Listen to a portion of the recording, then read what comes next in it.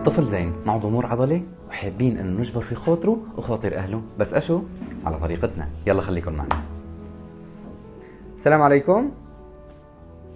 وعليكم السلام ورحمة الله وبركاته. والد الطفل زين حضرتك صح؟ نعم. حضرتك مقدمين على طلب مساعدة طبية من فريق ملهم، ولكن للأسف التقرير الطبي ما هو ضابط يعني.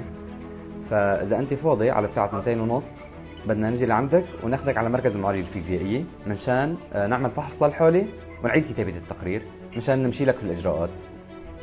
تمام. على 2:30 انزل لتحت البناية، نحن بنكون عم نستناك تحت.